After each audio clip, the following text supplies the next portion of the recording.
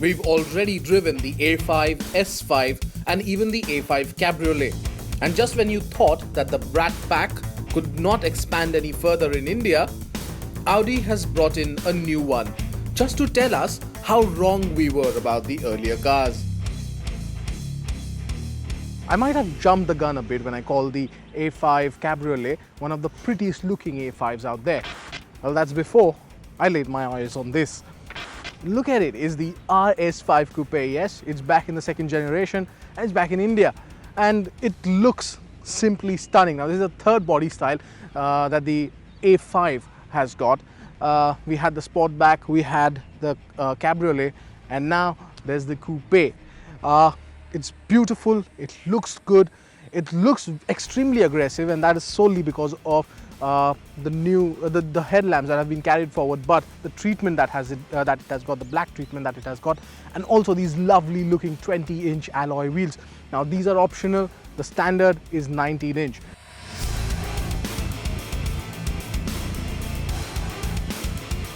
But of course you want to know how this one drives, because, well, that's the point of buying one, right?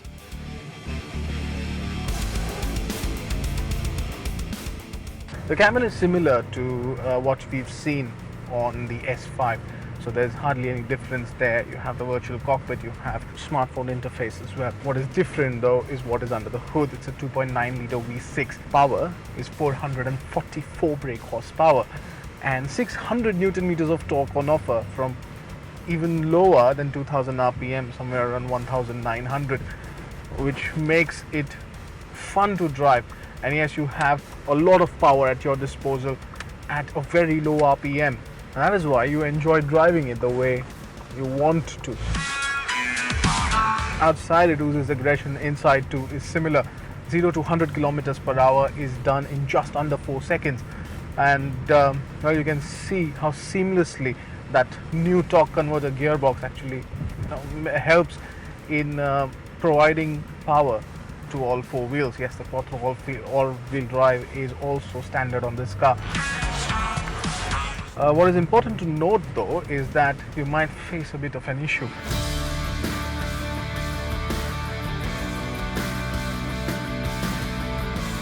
Here's something that you have to be warned about though.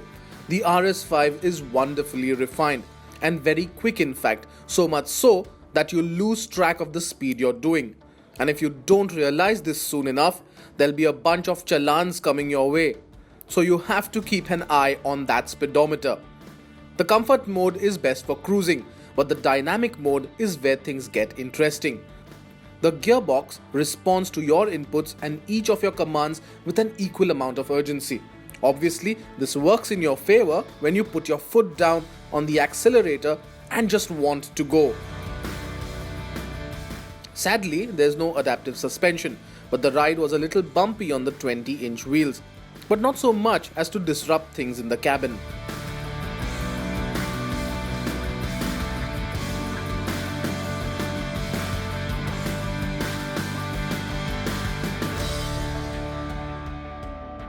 While the exterior oozes drama, the cabin is pretty much carried over from the S5 or even the A4 for that matter. The differentiator, however, is that flat-bottom steering wheel and better bolstered front seats, which are absolutely snug, and there are so many options to choose from in terms of adjustment, and the massage function up front just adds to those features. You also get a racier layout for the virtual cockpit digital dials, but then again, haven't we seen it on the S5 Sportback? Sadly, you get no legroom at the rear, and in my driving position, an adult cannot sit comfortably. So yes, a child or two at the back is no problem. Quality is top notch, and features like Apple CarPlay, Android Auto, as also Bluetooth, auxiliary input and navigation are all part of the package.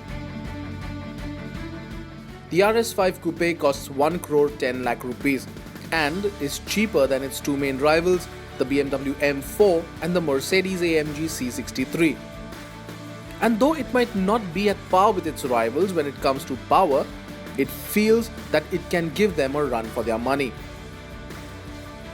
It's a classy coupe, something that will lift your spirits every single time you get into it.